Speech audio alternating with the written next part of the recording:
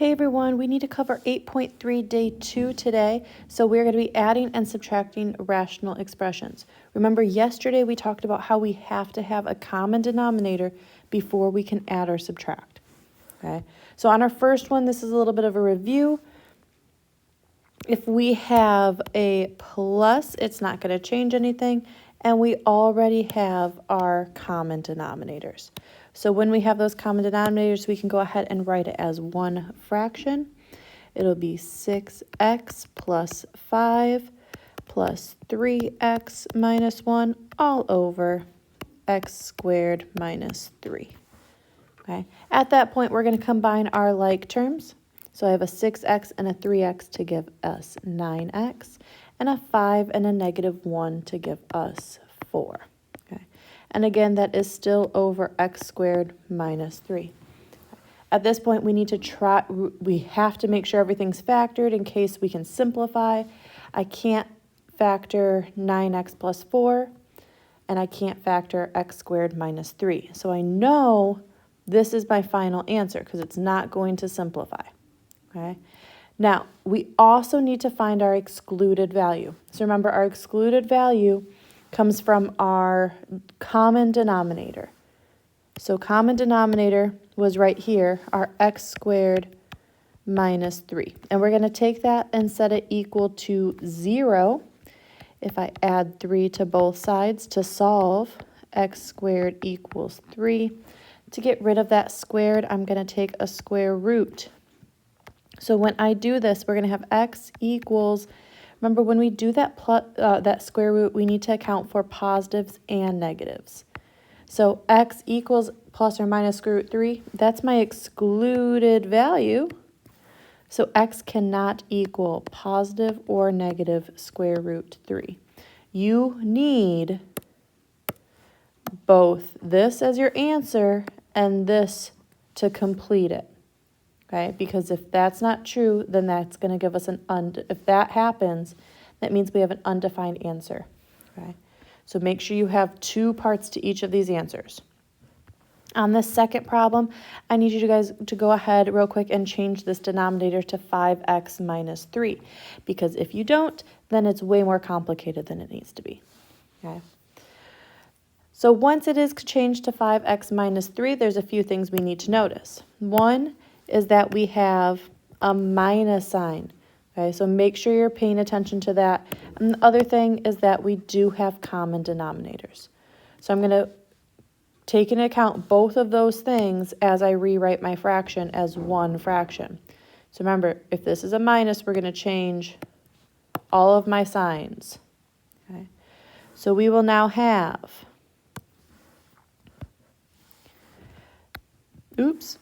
forgot to switch back to my pen. 3x squared minus 5. That one stayed exactly the same. Now we're going to have a positive 2x squared plus 2x plus 2 all over 5x minus 3. Okay. Combine our like terms. I have a 3x squared and a 2x squared. That will give me 5x squared. I have so I did that and that. I have a 2x, and I have a negative 5 and a positive 2, which will give me a negative 3. Okay. That is over 5x minus 3. Okay. At this point, remember, we need to go through, we need to figure out what is, if we can factor any of this. I know 5x minus 3 cannot factor, but I need to double check that 5x squared plus 2x minus 3. So I'm going to pull that off to the side. I'm going to do, it's a trinomial, so I'm going to do 5 times negative 3, or a times c. I'm going to see, okay, what multiplies to 15 but adds to positive 2. I can do 3 and 5, but 3 is going to have to be negative. Okay, so that means it is going to factor. So we're going to do 5x squared minus 3x plus 5x minus 3. That GCF of that first part is an x. Factor that out, we'll have 5x minus 3. The GCF of the second one is just a 1. That will leave us with 5x minus 3. Since those parentheses are the same, we can then rewrite this fraction as 5x minus 3. And my leftovers, or my things I pulled out, was an x and a 1. So x plus 1. Now all of that's over 5x minus 3. Okay, I'm just going to put it in parentheses to make it look a little bit nicer. At this point, I see that these are going to cross off. So my final answer is x plus 1. Okay, that was a lot of steps. So final answer is x plus 1. We still need to go back to our excluded value. So excluded value is right when we found our common denominator. So this 5x minus 3. I'm going to take that 5x minus 3 and set it equal to 0. Add 3. 5x equals 3. Divide by 5. X equals 3 over 5, which means x cannot equal 3 over 5. Okay, so I have my answer and my excluded value. So I know this problem is complete. Okay, that was a lot of steps. Okay, so we're going to practice those again. Okay, make sure you're paying attention to what steps we're on. Okay, first step is making sure we can get common denominators. In this case, I have an x plus 3 and an x squared plus 6x plus 9. This is our first one where they're not common denominators. Okay, so this is our new part for today. This first one, okay, is x plus 3. I can't factor that. It doesn't have a GCF, it's not a perfect square, and it's not a trinomial. So that one's going to stay the same. I'm going to keep it in parentheses so that I know I checked it. Now this x squared plus 6x plus 9, that's a trinomial. So we should try to factor that. I'm going to factor it. I'm going to use my a times c. So 1 times 9 is 9. What multiplies to 9 but adds to 6? 3 and 3. And since my leading coefficient is a 1, I get to use my shortcut. So I know this can actually be written as x plus 3 and x plus 3. Now, a lot happened right there, so I'm going to go ahead and rewrite this so it doesn't get messy. X over x plus 3 plus 2x plus 6 over x plus 3, x plus 3. Okay, so I just rewrote it with the denominator factored.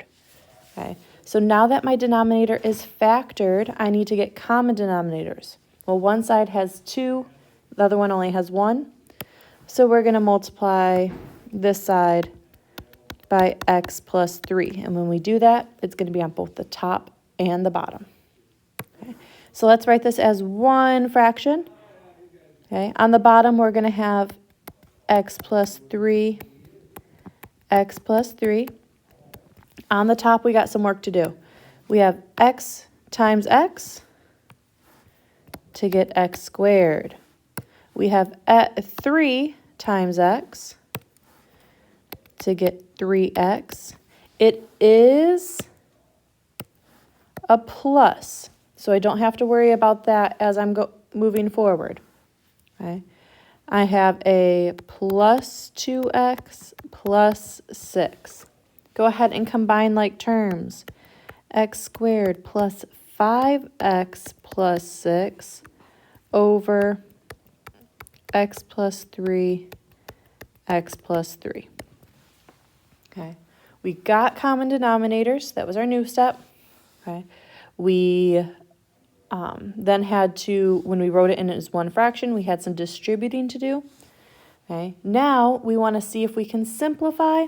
So we're going to go ahead and try to factor the top to see if any of it matches with the bottom. I have a trinomial again, so I'm going to do 1 times 6 to get 6. What multiplies to 6 but adds to 5? That is 2 and 3 because I need a positive 6 and a positive 5. And since my coefficient is 1, we get to use our shortcut. So x plus 2, x plus 3. Let's rewrite it again. We have x plus 2, x plus 3 over x plus 3, x plus 3. Okay. At this point, I hope you see that we can cross off one of those x plus 3's from the top and bottom. So my final answer is x plus 2 over x plus 3. But we do need to go back and find our excluded value. Remember, excluded value comes from when we first got common denominators. Well, this was where I first had one fraction. So I have x plus 3 equals 0 and x plus 3 equals 0. So we know the answer is going to be the same thing twice. In this case, it's x equals negative 3. So when I go right to my excluded value, we're going to put x cannot be negative 3. So I have my excluded value and my answer, so then I can move forward. Okay. Again, it's a lot of steps. Let's try it again. Okay. Here, we do not have common denominators. Okay, so I'm looking at y minus 4. I cannot factor that because it doesn't have a GCF. It's not perfect squares, and it's not a trinomial, so I know I can't factor that. Y plus 2 is not a GCF, it's not a trinomial, and it doesn't have perfect squares, so I can't factor that. So we're going to go ahead and get common denominators by multiplying. Well, this side needs a y minus 2. This side, oh, y plus 2. I almost messed it up. On this side, we need a y minus 4. Okay, so let's rewrite it. On the first one, I have y times 3y, so 3y squared. Then I have I have 2 times 3y, which is 6y. Okay, that's my first fraction. Now that's going to have a y minus 4 and a y plus 2. Okay, I see, as I'm moving forward, I see a minus in between. So I'm going to keep that very obvious so that I know I need to be careful with it. Okay. As I distribute, I have 6 times y. So that's going to give me my 6y. So it's negative 6y because of that negative. I'm going to do 6 times negative 4. That's going to give me negative 24. But because of this negative, it's going to be plus 24. Okay? Be very, very careful with that. Okay? Okay. So I've done my distribution. I have common denominators. Now we can go ahead and combine like terms. I have a 3y to the second. I have a positive 6y and a negative 6y. That's 0. So that one's gone.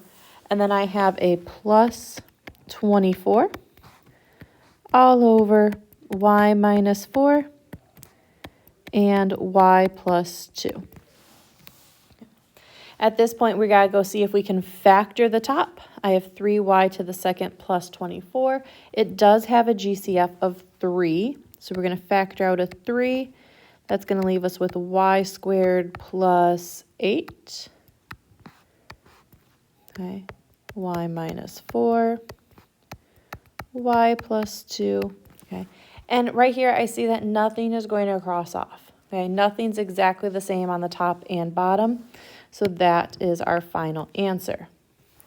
But I have this excluded value I got to find.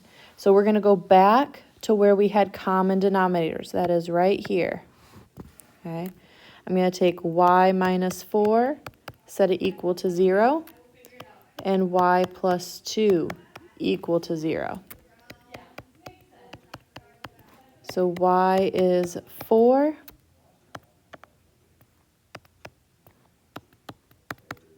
And y is -2. Let's take it over to an excluded value. X cannot equal, oh, that's the whole thing. I gotta change that. It's not X, we're not talking about X on this problem. We're talking about Y. So Y cannot equal 4 and -2. Okay, so at this point, before I move on, I have excluded values and I have my answer. Okay, make sure you include both. Okay. Our next problem, oh, I noticed something right away, and it is that we already have common denominators. Okay, so this one should be a little bit shorter. It's similar to yesterday. Okay, common denominators, I do see that it is a minus, so let's be very careful with that one. I'm going to make it one fraction by doing x plus 1. I have x plus 5, and we're going to take that negative. Instead of x, it's going to be minus x. Instead of -2, it's going to be +2. Let's combine like terms. X minus x is gone. There's no more x's. 0x, gone. 5 plus 2 is 7. So x plus 7 over x plus 1. I can't factor the top because it's only one number, so this is my answer. Let's go find my excluded values. Where did I have one fraction? It was right here. So x plus 1 equals 0. X equals -1. So my excluded value is x cannot equal -1. Before moving forward, I see that I have my answer and I have an excluded value. Okay. We have one more problem. Hopefully you are not super overwhelmed yet. Okay. This is one of the hardest things. It's one of the hardest units in intermediate algebra, and we're bringing it back to algebra 2. Okay, let's try this. First step is factor our denominators, because we do not have common denominators. I see this x squared minus 9. I can factor that. I can take the square root of both of those, and it's a minus sign. So I know that's going to be an x plus, what's the square root of 9? It's 3. So that's one of them, but remember, when it's a perfect square, we have to write a plus and a minus. So if I were to rewrite this fraction, or these fractions, there's two of them.